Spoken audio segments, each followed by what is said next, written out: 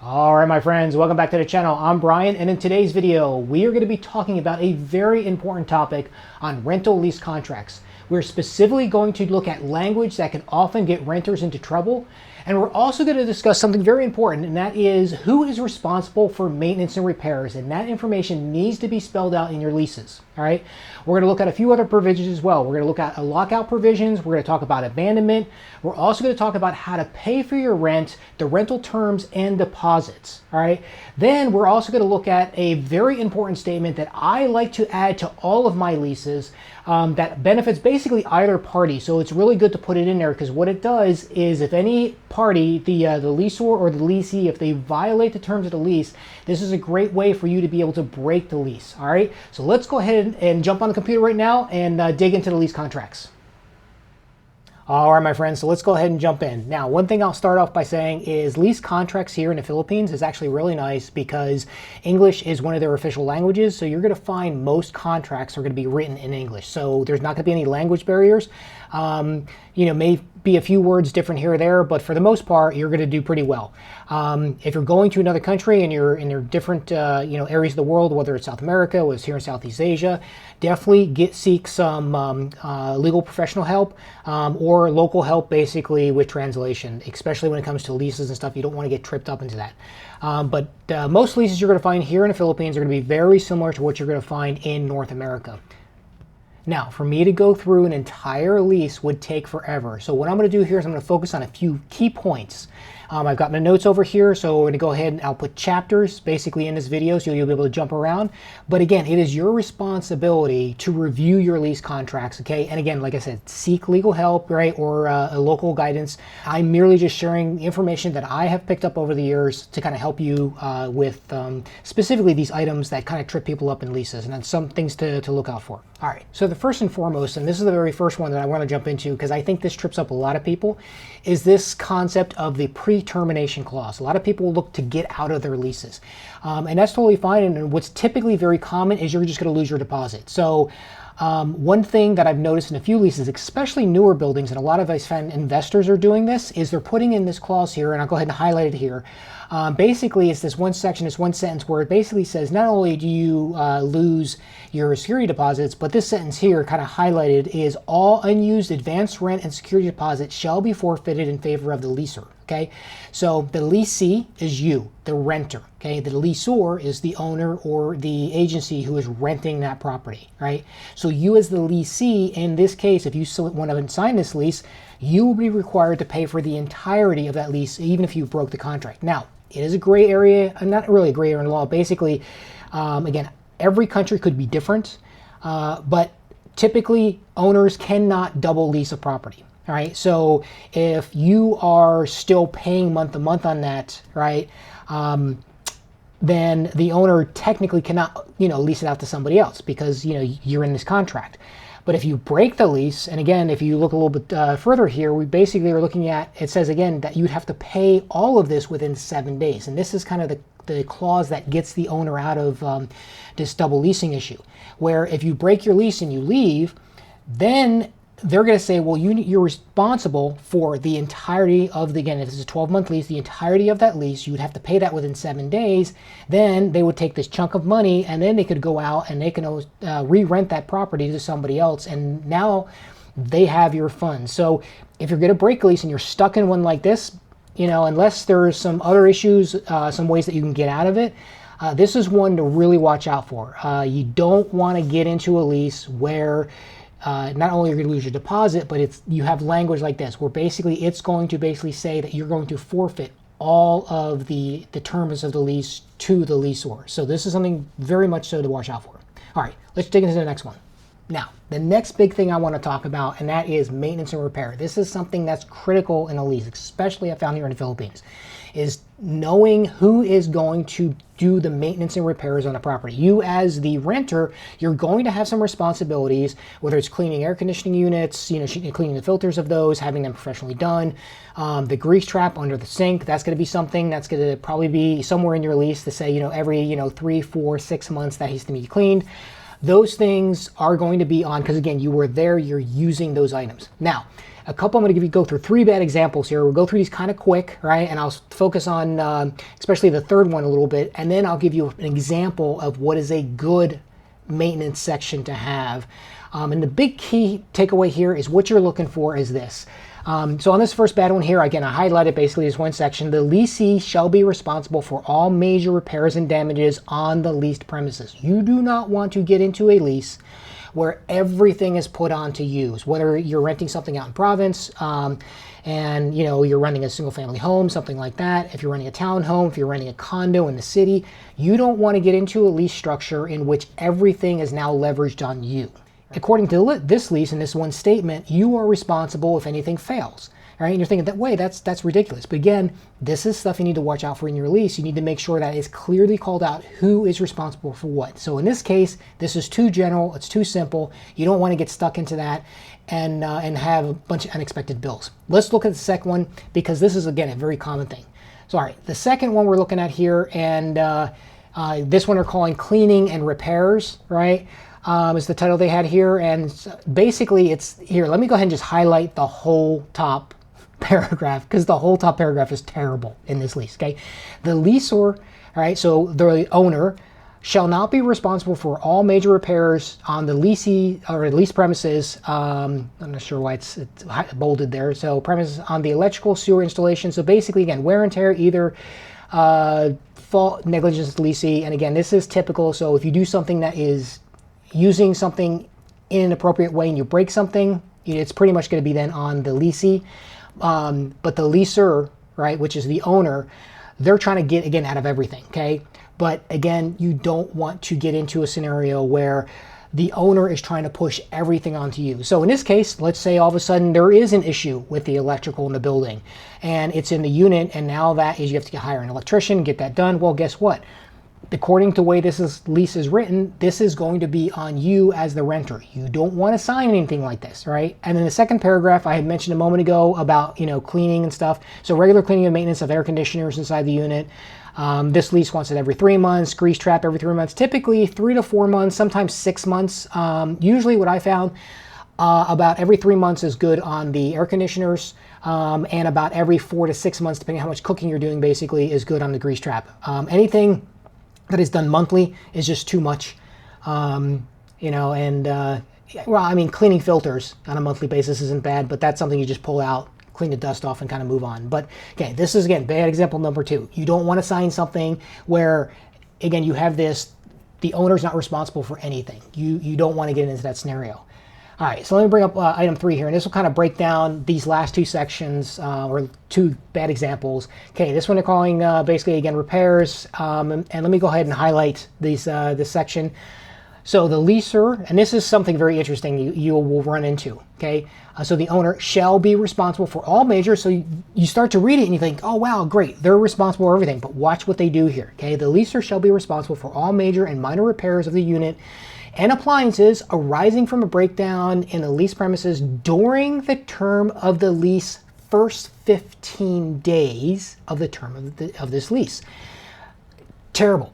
Absolutely terrible. This is not some 30-day warranty. You're not buying something or doing a test drive. No, this is a rental property. If you're signing a 6-month lease, a 12-month lease, you do not want language like this where they're like, hey, after 15 days, it's on you, right? And here it says, after 15 days, it's now, again, totally on you. Maintenance and repairs, leaky faucets, sinks, drains, defective items. Now, consumables, yes, but it's just like a broken window. So if somebody outside breaks the window, it's your responsibility? No, that's ridiculous, right?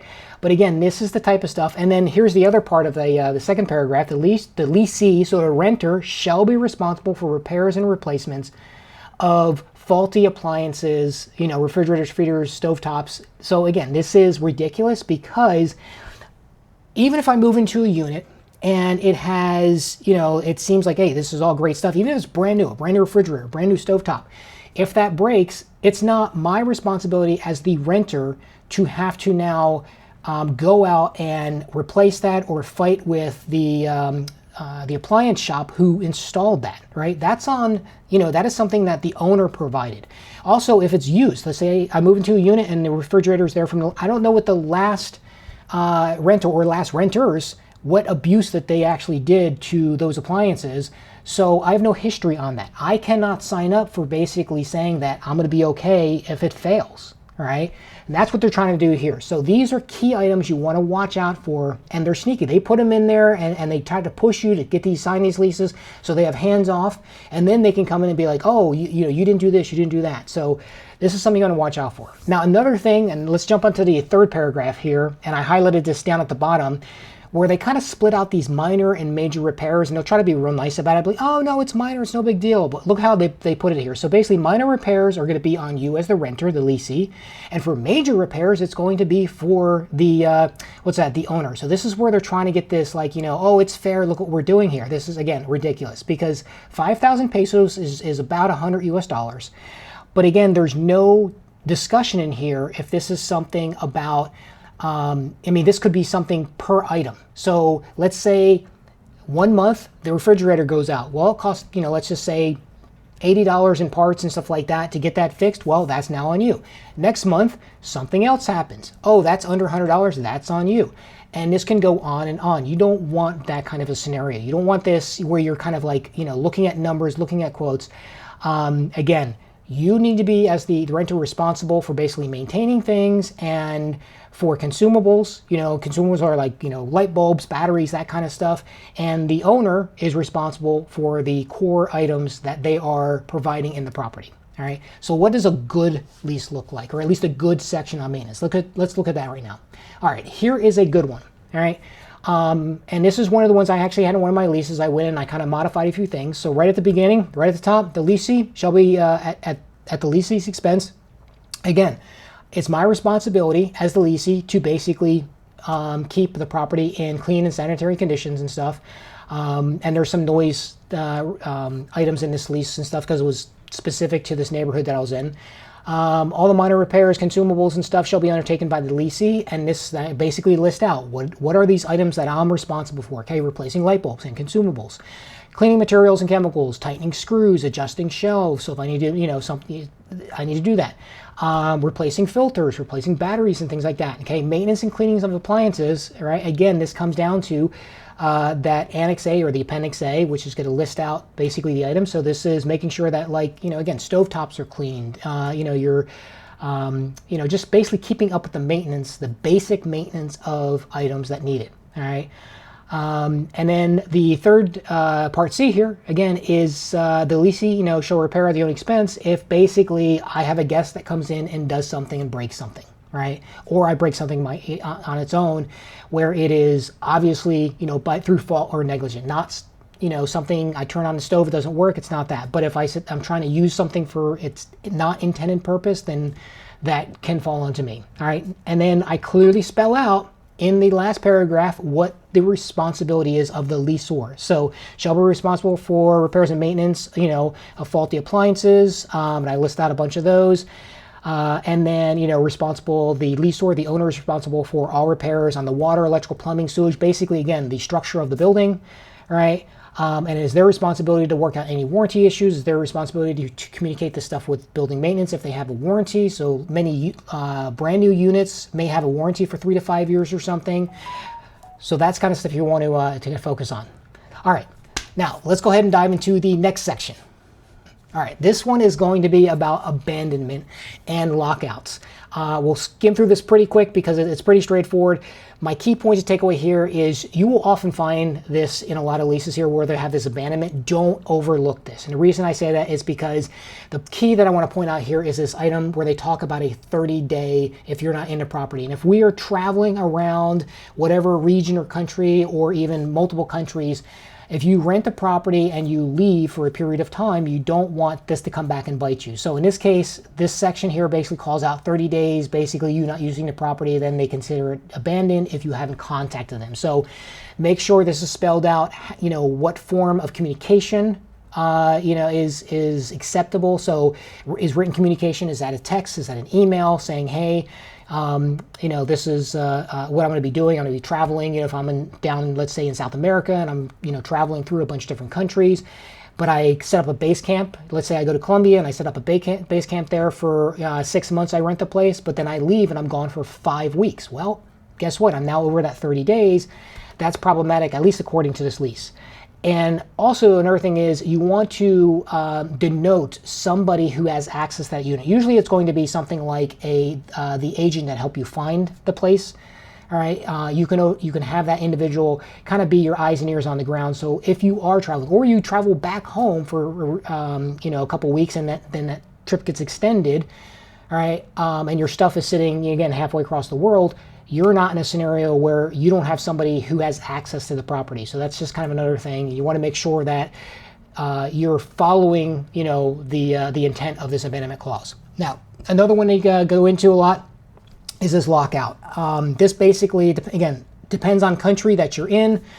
I don't know every country's laws and stuff like that, but in general, right, it is pretty common for individuals who are renting properties. You cannot be locked out of units, right? Even if you do something where you're not paying the rent or something like that, there is still procedures that need to be followed. So anytime I find something like this in a lease, right, no matter where I am, and this is specific to a country and I'm unaware of that, but basically I remove these. I delete these out of my lease. If I see a clause like this in my lease, this lockout at the leasee shall fail to pay, basically that the leaseor, the owner, can sit there and then padlock the place and lock me out of from my personal belongings and everything else and stuff.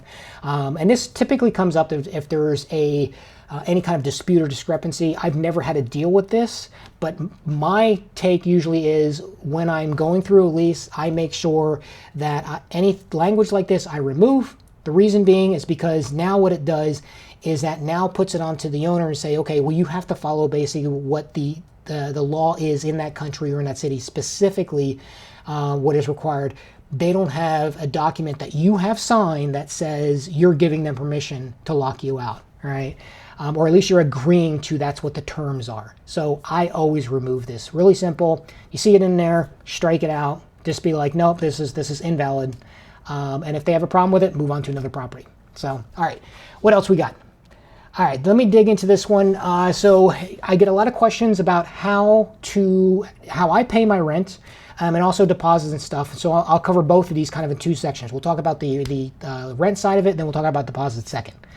So on the rental side, monthly rent, like in this example here, I just rounded numbers, 50,000 pesos, 100,000 type of thing, keep it nice and simple. So this is very typical what you're gonna have, right? And it's gonna have in there how you pay. So usually on the first page or two, you're gonna have the rent established of how much you're gonna pay over what the terms of the lease is, so 6 months, 12 months, whatever. Then you're going to have something in there where it's gonna say, and here in the Philippines, they try to do this post-dated check thing, and they call it PDC. And honestly, most of us don't have checks anymore, all right? And the other thing is, as an American citizen, the banking laws are very strict. I can't get a local checking account unless I have a certain visa, you want to marry a Filipino, something like that. For the most part, you're not going to have checks, right? And then the other thing is, I'm not going to be writing them checks from my home country, because now that's going to flag like a fraud alert or something like that, and you could have deposit issues. You don't want to deal with that. Nowadays, it's pretty much bank transfer or bank deposits, and that's what is right in here at the end of this last sentence, which is payable on a monthly basis by bank transfer or bank deposit. And you will have in your lease specifically, here's the name of the bank, here's the owner of that account, and here's the account number, right? Those are the information that you're going to need.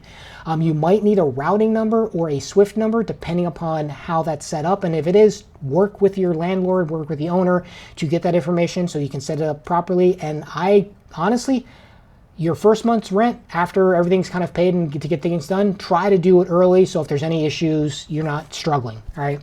The second paragraph here kind of goes into, and this is common, I think most places in the world, where basically you pay first month, last month, and a deposit. Okay, so typically that's what it's done in most places in the world. However, here in the Philippines, I have found they like to do what's called a 2+2. They want 2 months deposit, all right, that they're going to hold, and then they're going to want the first month's rent or the first 2 months' rent. They usually don't do one on the back end. I always tend to write a lease like this, where basically it's like, okay, I'm going to give you 100,000 pesos, right? And again, the lease is very spelled out here. Basically, it says, item 1, an advance rental payment for the first month of the lease is going to be 50,000 pesos, and item 2, an advance rental payment in the last month, right, of additional 50,000, okay, which is the last month's rent. This is the way you do it. Now, let's flip over to deposits. On the deposit side, and let me go ahead and highlight this section here. All right, so again, if you're doing first month and last, this is what you want to do. If they ask for that 2 plus 2, they're getting 2 months on the back end, okay? But you're able to use one of those, right, for your last month's rent. And then if they really force the 2 plus 2, I typically will do the same thing. I'll give them 2 months up front, all right? So I'll pay just advance 2 months front on that. I'll give them 2 months on the back end, but again, I will always keep one of those items, one of those payments on the back end to cover that last month's rent. I'm not going to lock up 2 months of cost in a deposit. All right, and this is very typical right here, how they're kind of written. The highlighted section I have here, the leaser shall provide the leasee with an itemized price list of charges deducted from the deposit. Now, I specifically write this into every lease, basically, I put out there. Reason why is this, okay? Typically, when you leave a lease, there may be some utility bills and stuff that are not accounted for, all right? So let's say you're moving out on the 1st, but the water bill doesn't come out until the 10th. Well, this gives a couple options here. Is this allows the owner to subtract out of your deposit those last utility bills, all right, which I'm perfectly fine with, all right? Now, the other thing that happens is by me putting this statement in there where I want an itemized list, they cannot now, this being the owner, cannot come and say, well, I'm going to keep your deposit because I found this broken and that broken, and they just can't make stuff up. I physically hold their feet to the fire and say, tell me exactly what and how much it's costing to, to fix those things or how much you're holding back. That way, if there's any discrepancies, they can't just randomly pick things and say that, we're going to keep your deposit because of this. I want a breakdown of what they're trying to charge me for. Again, I'm just want to make sure that everyone is protected and everyone is on the same page. So that's why I add this statement. But this is very typical, and again, just like it is here, typically 30 days you get your deposit back or the remainder of that deposit. This is why I like to keep one on the back end. And the other thing is too, is in most contracts, especially when it comes to a deposit, the leaseor, the owner, can't just basically take your deposit and go run out there and do a spending spree, right? They need to maintain that deposit in full throughout the contract to where they can return it, right? And believe me, no one's going to do it, but within 30 days, they have to give that back to you. And I've come against that before where, past owners have been scrambling, trying to get together basically the amount that they owe back on the deposit because they basically took that money and spent it. So that's not uncommon. I leave that in their hands until basically we exceed that 30 days, then it becomes a challenge. But anyway, that's it on the whole how do you pay your rent and then the deposits. Just want to give you some examples here. And the last piece I want to dig into, and this is really important. This is what I promised you in the beginning, okay? This is what I add again to the end of every single lease. And this helps both owners and renters. So no owner should have an issue with you putting this in the lease. And it's because it's good for both. All right, breach or default. All right, let's go ahead and through this. Should either party violate any of the terms and conditions of this contract of lease, right, the aggravated party shall have the right to terminate this contract without prejudice to claim any arising therefrom. Okay, basic legal jargon. Essentially what it's saying is, hey, if there's a problem, all right, either party can terminate the lease. However, and here's the other part, before this provision shall take effect, the party guilty of the violation shall be given a reasonable opportunity to correct or make good the violation. So again, this is subjective. However, I've run into a scenario before where I had an owner who was not paying the HOA fees, and this was going on for many, many months. They also, there were some items that needed to be repaired. They were ignoring them. Again, this went on for months and months. So having brought in legal representation to actually get out of the lease, this was the clause that we used because it had gone beyond a reasonable time for them to correct the violations. And again, this may take, right, a period of time for you to kind of pull out, but I got my entire deposit back and everything, minus a few, like I said, some of those things of the last bills that were out there. But I always add this now to every single lease I do, because what it does is, again, it protects you as the renter, but it also protects the owner. So if the owner winds up getting a terrible, a renter, right? And that renter, maybe they're paying their bills, but they're just horrible and everywhere. They're not maintaining things. They're doing really bad stuff. The owner, this is perfect for them to say, hey, they can keep basically sending notices to that saying, hey, you're making, you're noisy every night, and, you're against basically the HOA rules. And it can get to a point where this is going to protect the owners as well. So this works on both ways. I've never had anyone, when I've added this to a lease, balk at it, because again, this is very generalized, but it protects both parties. Anyway, my friends, there you have it. I hope this was helpful to you. Kind of going through a lot of this. Like I said, I can talk about this for hours, but in this case, I wanted to point out and highlight really a couple of these items that kind of trip up some people and stuff, and they kind of overlook these pieces, and they're really important. So do your due diligence, read your leases, get some help if you need to. Let's talk about this in the comment section. And again, my friends, thank you for watching. I'll see you in the next video. Take care.